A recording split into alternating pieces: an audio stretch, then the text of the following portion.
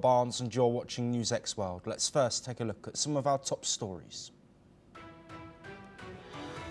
The Kremlin says that there is no reason to expect miraculous breakthroughs in peace talks set for Wednesday with Ukraine. Kyiv has confirmed their delegation for the negotiations in Turkey, as Russia says it's monitoring the nuclear situation as escalations continue to rise. Meanwhile, the head of the Russian Supreme Court, Irina Podnosova, has died suddenly in Moscow. She was appointed after being nominated directly by Vladimir Putin a year ago or so, after the sudden death of her predecessor. Top European nations are among 28 countries to urge for an immediate end to the war in Gaza, condemning Israel's aid blockades and civilian deaths. Israel responds and calls the statement disconnected from reality.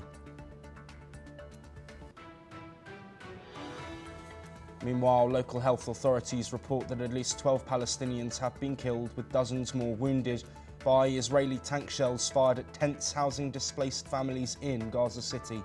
A top Catholic cleric has called the situation in Gaza morally unacceptable.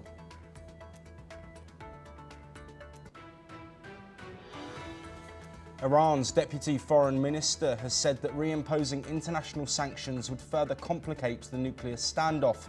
His warning comes ahead of Friday's talks with Britain, France and Germany in Istanbul.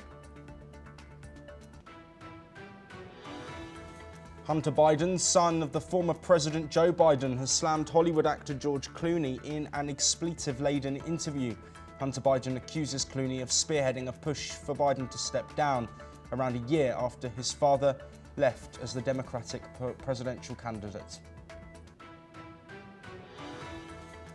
The Houthi rebels in Yemen say that they have fired a hypersonic ballistic missile at Israel's main airport, marking the second such attack in just 24 hours. Israel's military confirmed that it intercepted the missile aimed at Ben Gurion Airport.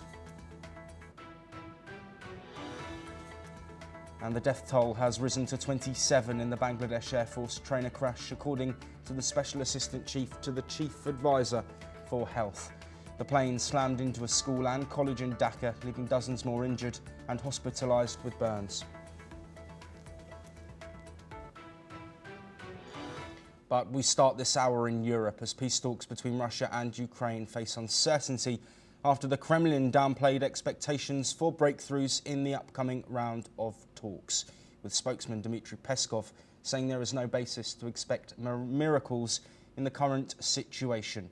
He emphasised that Russia remains focused on its own interests and goals, with reportedly no clear timeline for any potential peace agreement. Peskov also stated that much work remains before any high-level meetings could take place. This comes after Ukrainian President Volodymyr Zelensky said that Kyiv has sent Moscow an offer to hold another round of peace talks in Turkey this week, and that he wants to speed up negotiations for a ceasefire. Meanwhile, the Russian Defense Ministry has said that it has taken control of Novoretsky, a town in Ukraine's Donetsk region, as part of its ongoing offensive in Ukraine's eastern section. Well, joining us to discuss the developments coming out of Moscow and on the battlefield, Professor Alexei Haran, a professor of comparative politics at the University of Kyiv, Molya, who's joining us live from Kyiv in Ukraine. Thank you very much, Professor Haran, for taking the time to speak with us. Of course, these talks leading to potential optimism amongst Ukraine and its Western allies, but a clear message here from the Kremlin that no miraculous changes in recent talks are expected. Does this signal Russia's intentions heading into these talks in Turkey? Well, definitely there's no optimism in Ukraine, that's for sure. And I think those who realistically look at these so-called negotiations, they have no optimism. Why? Because it's clear that Putin doesn't want a ceasefire, neither peace nor even ceasefire. He would like to proceed. So he believes that he can win because now he feels the position of Trump and disagreements with European allies may, give him a good possibility. We don't think so. But again, with the start of these negotiations, it was clear that for Russia it was just a maneuver. Russia continues bombardments of civilians every day. During the night, we have air alarm in Kiev, the capital of Ukraine, for several hours. Every day, there are bombardments all over Ukraine. Russia clearly doesn't want to stop its aggression. Well, as I have said, actually, Russian offense is very, very slow. It's kind of crawling offensive.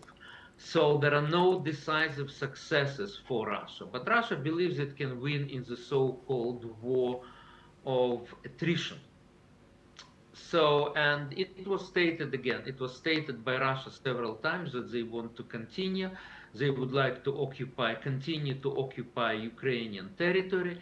It's clear that, at the beginning of this war, full-scale war, Russia sought, to invade Kiev, to control Kiev, and to set down Ukrainian puppet in Kiev. Actually, it failed, and it's clear it will not happen. But Russia occupied part of Ukrainian territory, and they don't want, to give it back. That's the current situation. So if we are talking about negotiations, there is a potential when we are talking about humanitarian issues, exchange of prisoners, exchange of bodies of those who died, Ukrainians who have died in this war. But we hope that there would be a continuation of return of Ukrainian deported children from Russia to Ukraine. But it's also very, very slow. And regarding, the political issues, the issues about ceasefire, no, we don't expect it from Russia. There's no optimism in Ukraine at all. We Yes. need to continue to fight. Yes, Professor Harron, you will stay with us because we're going to stay on a related topic. And in a separate development, Russia said that it has detected a rise in international tensions and is monitoring developments after Britain's local newspapers reported that the United States had stationed nuclear weapons in Britain for the first time since 2008. This comes after an American C-17 transport plane reportedly visited RAF Lakenheath in Suffolk last week, flying from New Mexico's Kirtland Air Force Base, where the US Air Force keeps its nuclear arsenal. According to reports, this flight contained nuclear bombs. Kremlin spokesman Dmitry Peskov has said that Russia sees this as a line towards escalation of tensions and militarization, including nuclear militarization. He also added that relevant departments in Russia are monitoring developments and formulating tasks to ensure their security. Well, Professor Harron, thank you for staying with us. Of course, following the Cold War, fears around nuclear conflict have been high, probably not as high since then, until now, as so many global conflicts ongoing with nations, allied nations, and those fighting also in the possession of nuclear weapons. Do you think this is a message from Russia as a warning, acknowledging the rise in global geopolitical tensions and mentioning nuclear weapons to put it at the forefront of thinking ahead of these talks, or is it completely unrelated to the Russia-Ukraine war? Look, first of all, my question, your report about American weapons stationing in the UK, nuclear weapons stationing in the UK, is based on what Russia is saying, or there are another confirmation? So reports from the United Kingdom, local reports about an airbase. Reports from United Kingdom. From the United Kingdom that nuclear weapons have been moved from the United States to RAF Lakenheath military base in Suffolk on the east of the United Kingdom. Okay, look. Anyway, I need to have a real source of this information, because sources from Britain, this is very broad. So I don't know whether it happened or not. But look, it reported also from Russia. So look at everything what is going from Russia with suspicion, because Russians are liars. They lied that Ukraine was threatening Russia, neutral Ukraine, which disarmed itself, which gave up nuclear weapons. They said that we are threatening Russia. They said that Russia is not going to have war in Ukraine one day before the war started. You know, they are liars.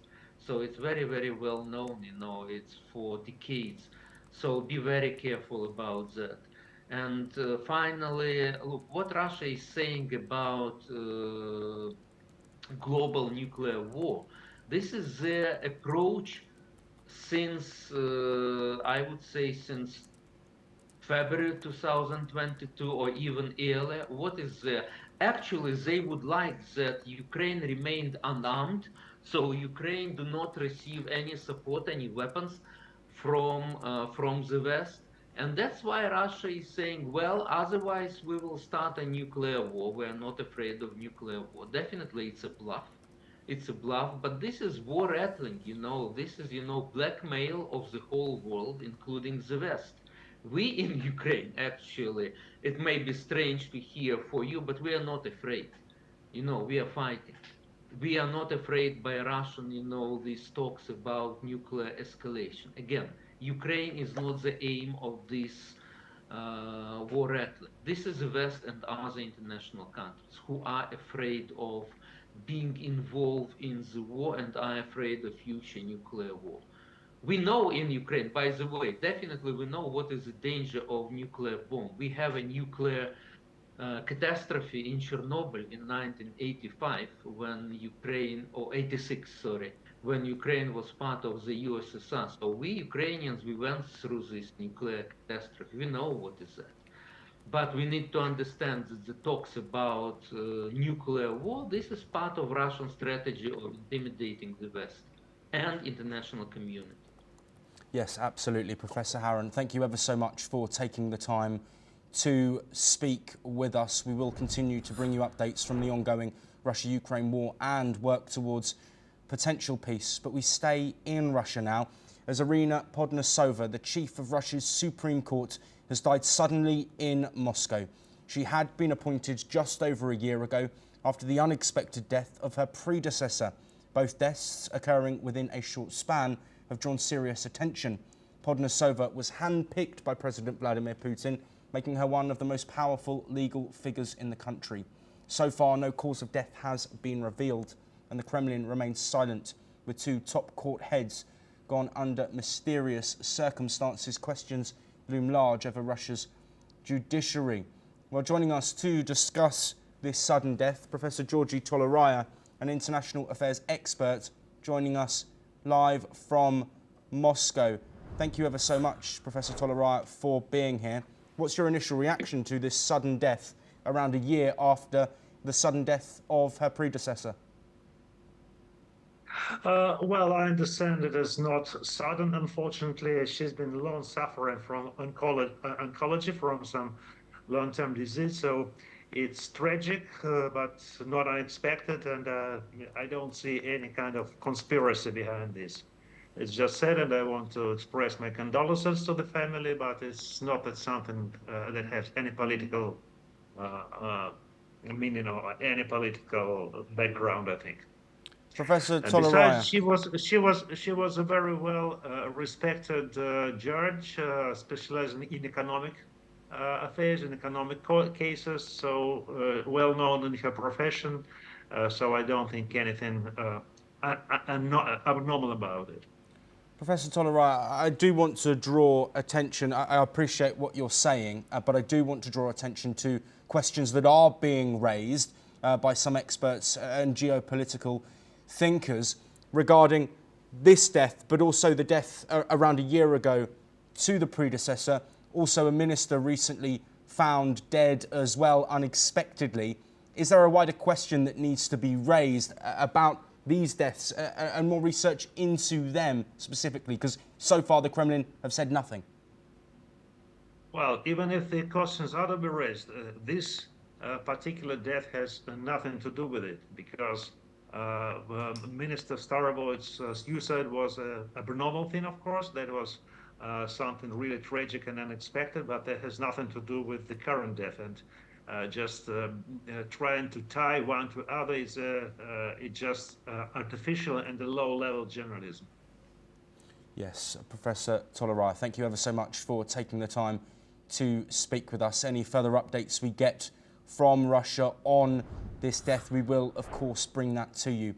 Moving on now, though, and China has called the upcoming summit with the European Union a crucial moment in their relationship. Beijing says the meeting comes amid global uncertainty and strained ties over trade policies, market access and sanctions. Officials say the summit is an opportunity to reset relations and expand cooperation. This year marks 50 years since China and the EU established diplomatic ties, but celebrations have been muted by growing disagreements on economic and strategic issues. Let's have a look at what the Chinese Foreign Ministry spokesperson has had to say on this matter. 当前，中欧关系正处在承前启后、继往开来的重要时刻，既迎来新机遇，也面临新挑战。在目前国际局势动荡加剧、单边主义、保护主义甚嚣尘上的背景下，中欧举行领导人会晤，加强战略沟通，深化对话合作，不仅有利于双方，也有利于世界。中方愿同欧方共同努力，通过一次成功会晤，对外发出中欧致力于加强伙伴关系、共同维护多边主义和开放合作的积极信号。 Well, I'd like to thank Professor Georgi Toloroya back with us. Thank you for sticking around as we look at these relations. Can I first get your reaction to the significance of European-China relations in the face of uncertainty around economics and other global issues? Well, speaking generally, logically, the rift between China and US, the trade war, should have been brought closer, China and Europe. But that doesn't happen. Even though this summit is a sort of a jubilee, it's 50 years and 25th summit, no one expects any breakthrough from this summit. It's just to keep the dialogue going. And even the attitude of the Chinese side, because the summit was initially supposed to take place for 2 days, and it was to include the business forum in Hefei City, but it was cancelled by the Chinese. So it gives ample evidence to the state of the relations. There's still a lot of contradictions. The Chinese are very much dissatisfied with the banking sanctions and financial sanctions by Europe, and Europe is worried about the rare earth minerals exports limitations which are imposed by China. I don't think that the summit will be a sort of celebration. Professor Toloroya, I do want to bring back the sort of topic of global sanctions, global tariffs. Of course, the US administration led by Donald Trump has sent shockwaves through the global economic system. Do you think that China could potentially step up and fill a gap left by the US if some of these new tariff rates are enacted? And would that put China on a stronger footing in the future as a result? No one can predict what will happen to the tariffs and the trade regimes in reality, because there's too many words by Trump which are not supported by actions. So we should actually look at what will happen in reality, how this tariff will work and how it will affect the trade. Of course, all the sides will suffer. US consumer will suffer, and China producers will suffer, but China is in a better position to survive and to use this new reality for its own advance. It won't be easy, but I think the final outcome, when we look back for 10 years from now, we'll see that it served better China than US interests. Professor Toloroya, thank you ever so much for joining us on both of those stories there, that relationship between the EU and China. Of course, we will bring you any updates on that and that upcoming summit. But we now head back to Europe. Britain has given final approval for the £38 billion Sizewell C nuclear plant in Suffolk. The project will be backed by both public and private investors, including EDF, Centrica and Canada's Le Cais. The UK government will hold a 44.9% stake. Finance Minister Rachel Reeves says the plant will boost energy security and cut reliance on foreign suppliers. Sizewell C is expected to power 6 million homes and create 10,000 jobs during construction, with completion targeted for the mid-2030s. Let's have a listen to what Rachel Reeves, the Chancellor of the United Kingdom, has had to say. Really excited today to be able to announce the final investment decision for Sizewell C. This is something that politicians have spoken about for years, and today we are actually delivering. This is a public-private consortium. We as a government are putting in money, but that means that government taxpayers can get a return on that investment. But it's also backed by EDF, by Centrica, the owners of British Gas, and by one of the big Canadian pension funds. So this has got both public and private backing, and it's possible because of the decisions that I made in the budget and the spending review to boost our energy security, to invest in cleaner, cheaper energy, so that we're not at the mercy of foreign dictators for our basic energy needs anymore. Well, joining us to discuss this announcement, Gleb Borakov, who's an international affairs expert, joining us from Moscow. Gleb, thank you ever so much for taking the time to speak with us. What's the significance of this announcement, given that there has been so much energy insecurity, specifically looking at ramifications of the ongoing Russia-Ukraine conflict? Is this the United Kingdom taking back control of energy for themselves and, of course, potentially powering up to 6 million homes? Well, I certainly hope so. As a UK resident, I can say that the energy prices have tripled, nearly tripled, at their peak over the last 3 years. So, which has had a major impact on, average British household, effectively removing all the surplus cash flow that people had to, use for other things. So definitely Britain needs to, it's been, for quite a long time, Britain had to do something about energy security. This reference to, Britain depending on foreign dictators, I think it's somewhat overblown. I think the actual electricity and gas crisis came. In fact, the prices have started increasing way before the Russia-Ukraine war started.